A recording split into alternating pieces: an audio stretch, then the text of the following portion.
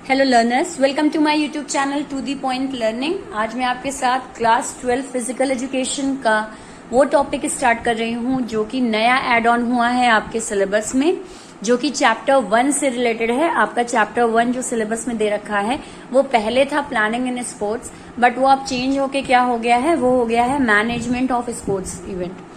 तो उससे रिलेटेड बाकी टॉपिक तो आपके सेम हैं, जैसे टाइप्स ऑफ कमिटी क्या क्या हैं और टाइप्स ऑफ टूर्नामेंट क्या है, ये सारी चीजें तो उसमें सेम है। बट जो एक चेंज है उसमें वो है स्पोर्ट्स मैनेजमेंट से रिलेटेड, कि स्पोर्ट्स मैनेजमेंट क्या है और उसके फेजेस या उसके स्टेजेस क्या क्या हैं। तो इस वीडियो में मैं वही टॉपिक डिस्कस करूंगी। और इसी तरीके से अब आगे और इससे पहले भी जो योगा चैप्टर में डिस्कस कर रही थी उसमें भी मैंने नए टॉपिक्स ही उठाए थे, और आगे भी अभी जो नए टॉपिक्स हैं उन्हें ही हम देखेंगे, ताकि आपके जितने भी सिलेबस में चेंजेस हुए हैं वो अच्छे से आपको टॉपिक वाइज समझ में आ जाए।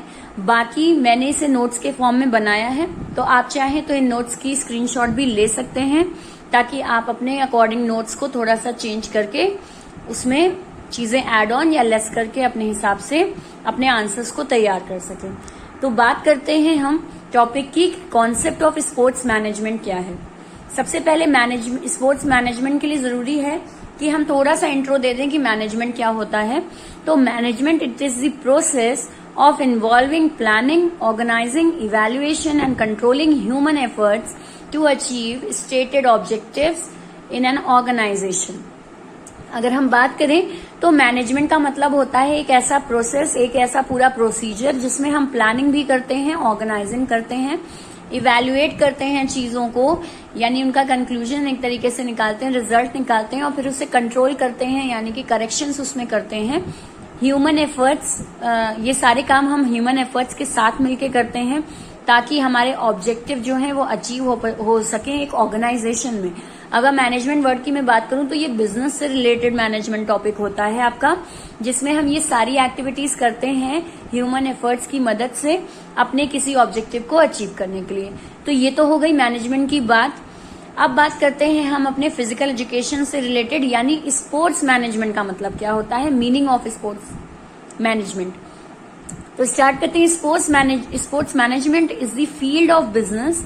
ये एक तरीके का एक बिजनेस फील्ड हम मानते हैं स्पोर्ट्स मैनेजमेंट को, that focus on the conduct and organisation of sports event, जिसमें हम ये ध्यान देते हैं कि हमें एक स्पोर्ट्स इवेंट को कैसे कंडक्ट कराना है, कैसे उसे प्रोग्राम में सेट करना है, और पूरा का पूरा वो प्रोग्राम जो हमारा स्पोर्ट्स इवेंट है या फिर हमारा जो टूर्नामेंट है वो किस तरीके से पूरा कंडक्ट हो जाए सही से, और पूरा सही से वो टूर्नामेंट परफॉर्म हो जाए। तो वो सबसे रिलेटेड जितने भी काम हम करते हैं वो सब क्या कहलाते हैं, स्पोर्ट्स मैनेजमेंट कहलाते हैं।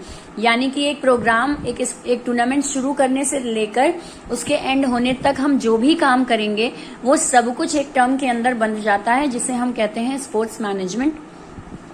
इट कंसिडर्स दी प्लानिंग, उसमें हम क्या क्या चीजें करते हैं, तो planning, organising, staffing, directing, controlling, ये 5 काम हम करते हैं जब हम स्पोर्ट्स मैनेजमेंट की बात कर रहे हैं।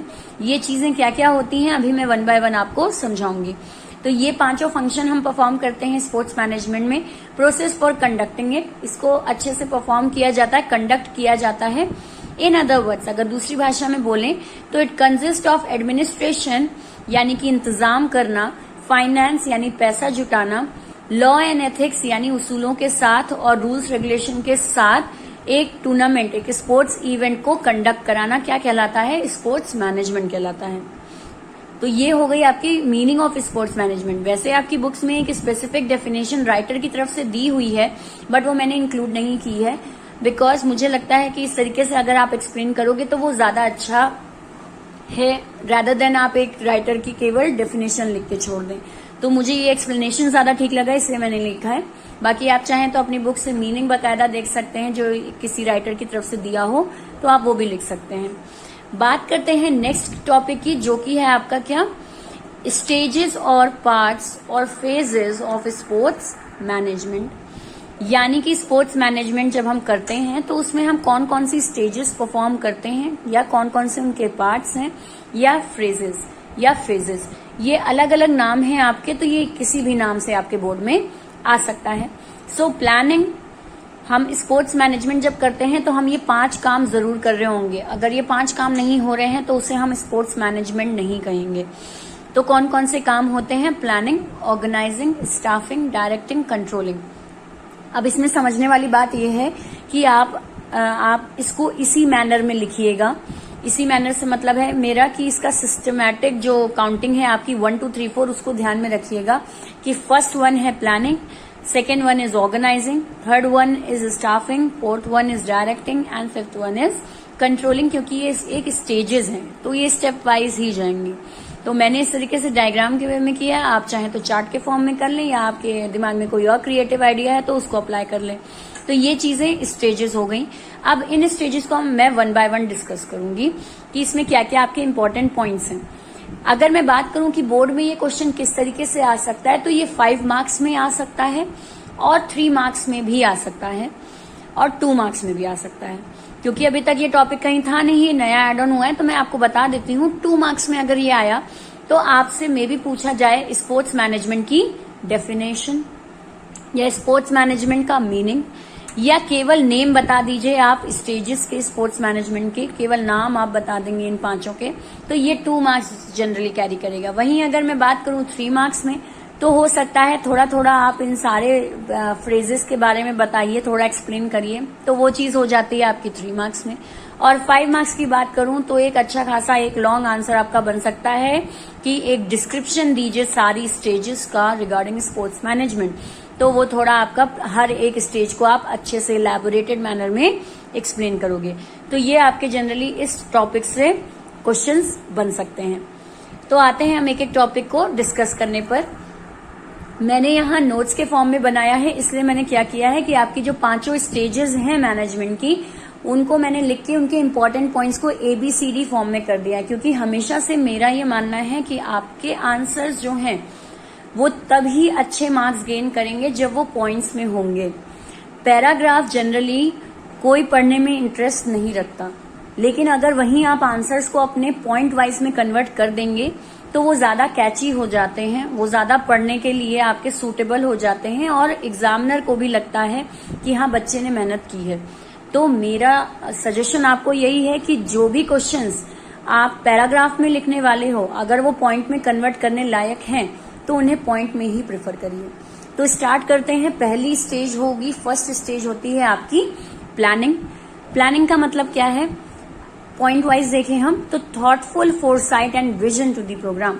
मैं एक प्रोग्राम कंडक्ट करने जा रही हूँ, मैं एक टूर्नामेंट कंडक्ट करने जा रही हूँ, तो उससे रिलेटेड मेरे दिमाग में क्या क्या आइडियाज हैं कि वो टूर्नामेंट कैसा होगा, क्या होना चाहिए, किस तरीके से कंडक्ट होगा, कितने दिन के लिए कंडक्ट होगा, उसका पूरा एक विजन मैं अपने दिमाग में तैयार कर लूं, तो ये चीज क्या कहलाएगी? ये चीज कहलाती है प्लानिंग।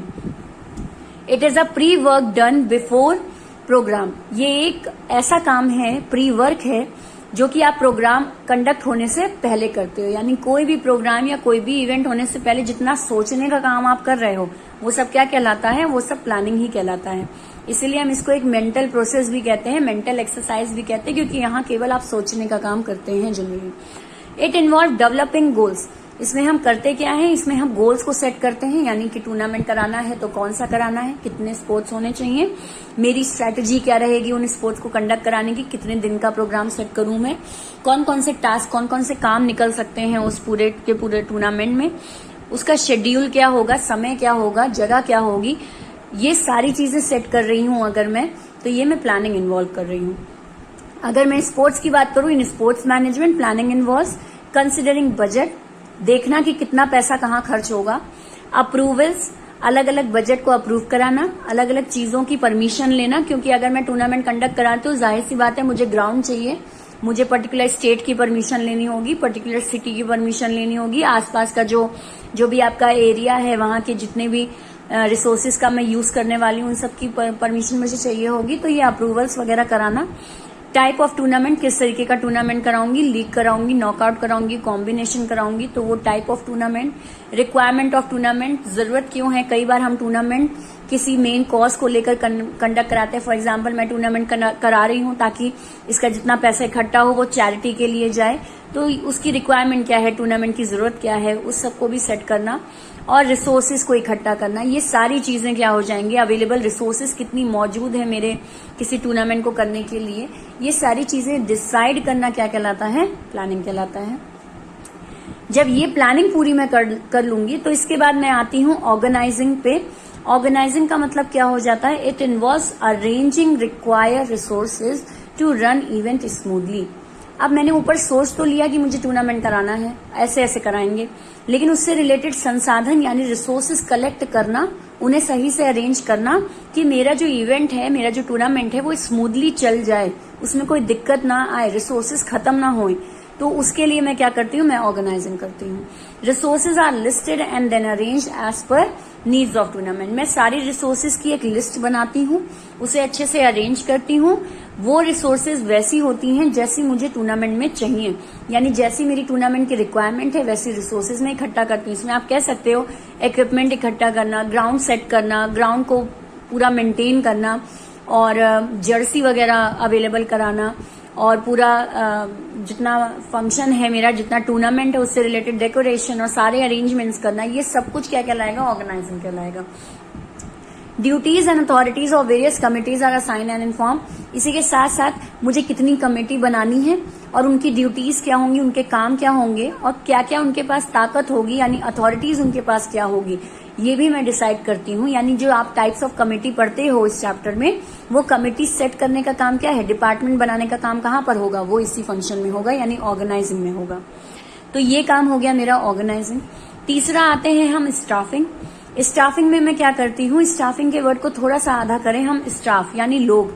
अब मैंने ऊपर प्लानिंग कर ली, ऑर्गेनाइजिंग कर ली, लेकिन ये सब करने के लिए मुझे लोग तो चाहिए, रिसोर्सेज, ह्यूमन रिसोर्स तो चाहिए जो मेरे इस काम को करें। मैं अकेले ही तो पूरा टूर्नामेंट कंडक्ट करा नहीं सकती हूँ अकेले दम पे, तो उस केस में मुझे लोगों को रखना होगा। तो वो चीज क्या कहलाती है, स्टाफिंग कहलाती है। Grouping the human resource and assigning them duties, लोगों को इकट्ठा करना और जो ऊपर जब मैंने कमेटी बनाई है वो कमेटी के काम इन लोगों को सौंप देना, तो ये क्या कहलाएगा, ड्यूटीज, स्टाफिंग कहलाएगा। Staff selection are done as per their academic qualification, experience, capability and activity needs. मैं किस तरीके से लोगों को अलग अलग कमेटी दूंगी, जैसी उनकी एकेडमिक क्वालिफिकेशन होगी। सपोज कोई सीए है या कोई फाइनेंस से रिलेटेड बंदा है तो मैं उसे कौन सी कमेटी दूंगी, मैं उसे फाइनेंस कमेटी दूंगी।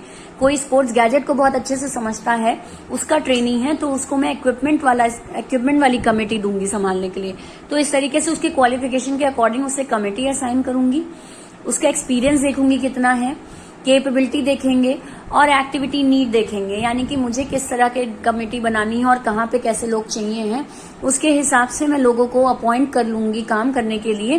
तो ये चीज स्टाफिंग कहलाएगी। Staffing connect resources of man and material. अगर सिंपल भाषा में बोलें तो अपने सामानों के लिए लोगों को जुटाना क्या कहलाता है, स्टाफिंग कहलाता है। जो इक्विपमेंट मैंने इकट्ठा किया, ऑर्गेनाइजिंग जो मैंने की है, सामान जो इकट्ठा कर लिए, उन सामानों को सही से यूज करने के लिए मुझे किनकी जरूरत है, मैन की जरूरत है, यानी कि रिसोर्सेज, ह्यूमन रिसोर्स की जरूरत है। तो ये चीज क्या कहलाती है, स्टाफिंग कहलाती है। इसके बाद आते हैं फोर्थ स्टेप, क्या है हमारा फोर्थ स्टेप होता है डायरेक्टिंग। अब जब मैंने लोगों को भी रख दिया तो अब लोगों को उनकी कमेटी देने के बाद मैं निश्चिंत होकर बैठ नहीं जाऊंगी, मैं लगातार देखूंगी कि वो काम सही कर रहे हैं या नहीं, वो अपने काम की रिस्पॉन्सिबिलिटीज, अपनी ड्यूटीज को पूरी तरीके से निभा रहे हैं या नहीं, उनको मेरा बताया हुआ काम समझ में आया या नहीं। ये सब देखने का काम क्या कहलाता है, डायरेक्टिंग कहलाता है। डायरेक्टिंग मतलब एक डायरेक्शन देना, एक दिशा देना, उनको लगातार गाइडेंस देना। तो यही चीज आपकी डायरेक्टिंग कहलाती है। Explaining duties and responsibility to the staff. Staff को उनके काम अच्छे तरीके से समझाना, उनके जो दायित्व हैं, जो रिस्पॉन्सिबिलिटीज हैं, वो उनको समझाना। It use to set guidelines, rules and instruction. क्या क्या करती हूँ मैं इसमें, गाइडलाइन सेट करना कि कैसे स्टेप बाय स्टेप आपको अपने काम को करना है, कौन से रूल्स आपको फॉलो करने हैं, इंस्ट्रक्शन क्या क्या होने चाहिए हर कमेटी के। तो पूरी तरीके से उनको उनके काम को सही से समझाना और उनसे वो काम सही से करवाना, ये सारी चीजें क्या होंगी, आपकी डायरेक्टिंग इन्वॉल्व होगी। It help to conduct sport even without any problem. अगर देखें तो हम डायरेक्टिंग क्यों कर रहे हैं, डायरेक्टिंग इसलिए कर रहे हैं कि केवल काम सौंप देना तक काम नहीं खत्म होता, लगातार देखते भी रहना कि वो उस काम को कर रहे हैं या नहीं, कहीं कोई प्रॉब्लम तो नहीं है उन्हें मेरे डायरेक्शन समझने में या मेरे रूल्स रेगुलेशन समझने में। तो वो उनको क्लेरिफाई कराते रहना, लगातार एक गाइडलाइन देते रहना उनको, ताकि वो काम को सही से करें। इसके बाद जब मैंने डायरेक्टिंग भी कर रही हूं मैं, तो अब मेरा लास्ट स्टेप क्या हो जाता है, controlling. Continuous evaluation is done to check any error.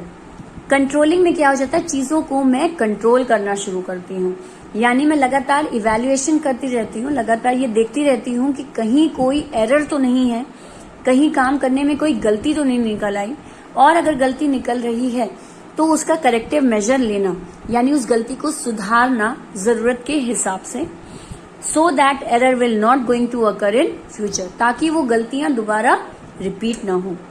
जैसे अगर आपको टीचर पढ़ा रहा है, तो वो पढ़ा रहा है का मतलब क्या हो गया, डायरेक्टिंग कर रहा है, वो आपको समझा रहा है, गाइडलाइंस दे रहा है, लेकिन फिर भी तो आप टेस्ट में गलतियां करते हैं, तो उन गलतियों को फाइंड आउट करते हैं और मैं आपको मार्क्स वगैरह दे रही हूँ, तो वो चीज क्या हो जाती है, कंट्रोलिंग हो जाती है। और फिर मैं आगे ये भी देखूंगी कि दोबारा वो गलती, वो एरर जो आपने किया एग्जाम में, वो रिपीट ना हो, उसके लिए मैं आपका करेक्शन भी करवाऊंगी। तो ये सारी चीजें इन्वॉल्व होती हैं कंट्रोलिंग में। इसी तरीके से स्पोर्ट्स में भी सपोज एक टूर्नामेंट में कोई गलती हो गई, तो दूसरे दिन उस गलती को मैं दोबारा रिपीट ना होने दूं, सुधार लूं कि फर्स्ट डे अगर टूर्नामेंट में कुछ गड़बड़ हुआ है तो नेक्स्ट डे वो रिपीट नहीं होना चाहिए। तो ये कौन सा काम है, मेरा कंट्रोलिंग का काम है। तो ये 5 फंक्शन हम करते हैं और इसको ही हम कहते हैं स्टेजेस और फेजेस और पार्ट्स ऑफ स्पोर्ट्स मैनेजमेंट, जिसमें ये 5 काम मैं करती हूँ। तो आई होप ये टॉपिक पूरा आपको क्लियर हुआ हो। जनरली मेरे ख्याल से, मेरे अकॉर्डिंग, एस्टिमेशन के अकॉर्डिंग, ये आपका लॉन्ग में आना चाहिए स्पोर्ट्स मैनेजमेंट, क्योंकि ये टॉपिक बड़ा है और काफी एक्सप्लेनेटरी मैनर में है। तो इसलिए बोर्ड में होपफुली ये आपका क्वेश्चन लॉन्ग में आए। तो लॉन्ग में आने के लिए जो मैंने आपको नोट्स दिखाए हैं, आप उनका स्क्रीनशॉट ले लीजिए और उनको आंसर्स के वे में आप सेट कर लीजिए। तो इस तरीके से आपका आज मैंने ये टॉपिक खत्म किया कि स्पोर्ट्स मैनेजमेंट क्या होता है और उसके स्टेजेस क्या हैं। आई होप आपको वीडियो क्लियर हुआ हो। अगर कहीं कोई डाउट है तो कमेंट सेक्शन में जरूर लिखें। बाकी आपका कोई सजेशन है तो वो भी आप कमेंट सेक्शन में लिखें, मैं जल्दी से जल्दी रिप्लाई करूंगी। और मैं सारे नए टॉपिक ही डिस्कस कर रही हूँ फिजिकल एजुकेशन के, जो नए सिलेबस में आए हैं, तो उसके लिए आप चैनल को सब्सक्राइब जरूर कर लीजिए, बेल आइकन पे क्लिक करिए ताकि नोटिफिकेशन आपके मोबाइल में फ्लैश हो मेरे वो वीडियोस डालते ही। बाकी वीडियो अच्छा लगा है तो लाइक का बटन जरूर क्लिक करें, मेरे चैनल को शेयर करें, वीडियोस को शेयर करें बाकी स्टूडेंट्स और अपने फ्रेंड्स के बीच। Thank you and have a nice day.